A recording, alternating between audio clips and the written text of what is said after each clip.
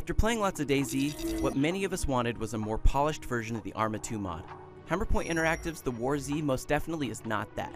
The Foundation release is awful, full of technical issues and lacking most of the features that sounded at all interesting when IGN saw it prior to release, though the plan is to add them later. What's here is a shaky foundation at best, one that captures the arduous nature of survival without enabling you to have very much fun.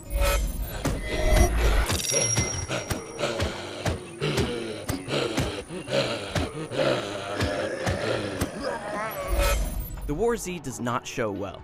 The character select menu looks alright, sure, but clicking around in the various tabs reveals just how bare bones it currently is.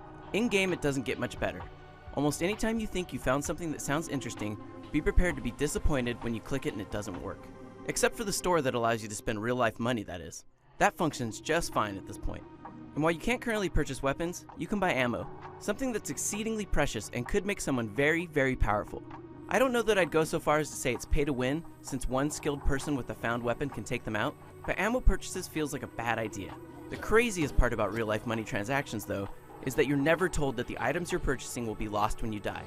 Have fun spending $10 outfitting a character, only to lose in an instant when some hacker shoots you.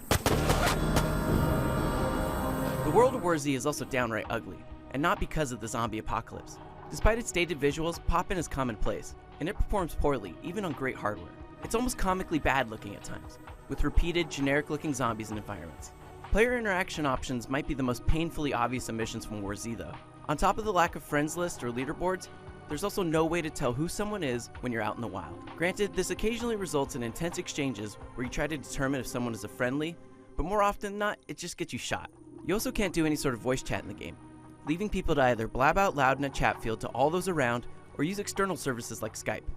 In-game voice chat makes for more intense and cool player exchanges, and if War Z is going to ape DayZ so hard, this is one feature it definitely needs.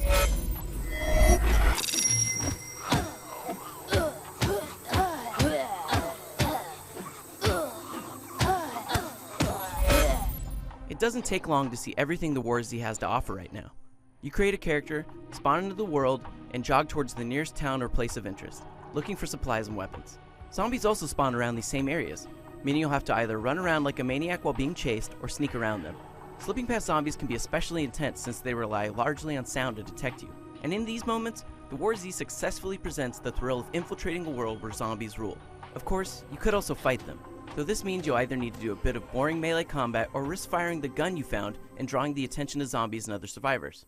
Just like in DayZ, interacting with other, unpredictable survivors is what should make the War Z engaging. At this point though, with the rare exception, all of my interactions have ended with me being shot while trying to type out a greeting in chat. I get it, it's a harsh world and you shouldn't trust anyone, etc., but guns are just too common at this point. Combined with the hackers that everyone rants about, both in-game and on message boards, the world of War Z has turned into a place where everyone just shoots first, or where they just get their jollies by shooting survivors as soon as they dare to try and explore any settlement. You can avoid this to some extent by playing on an unpopulated server, but shooting zombies and exploring gets old fast. Huge swaths of the world are completely devoid of anything of interest, and I regularly found myself holding down the run key while I checked email or did anything else to pass the time. There's no complex health system, no cars to fix or operate. At this point, it's just a largely uninteresting place to be. The War Z just needs a ton of work to get the gameplay in a place where it's anything other than a chore to play. The gameplay elements and previews that sounded potentially interesting, such as safe zones where you could get or give quests to other players, things that inspire creative interactions, are disabled. Likewise, you can't spend the experience you're earning killing zombies on any new skills either. You were supposed to earn experience to help you customize a character that's worth waiting for the respawn timer. But for now, it's just a mostly meaningless feature that will someday maybe help you unlock absurdly priced character skins. If you die, there's no reason to not simply delete the character, avoid the timer, and start playing again immediately.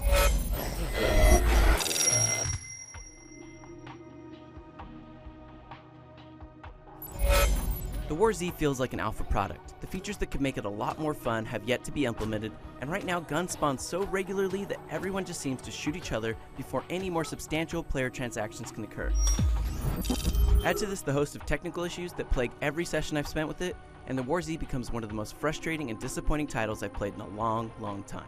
For more on the War Z and other, hopefully better zombie survival titles, you can go to IGN.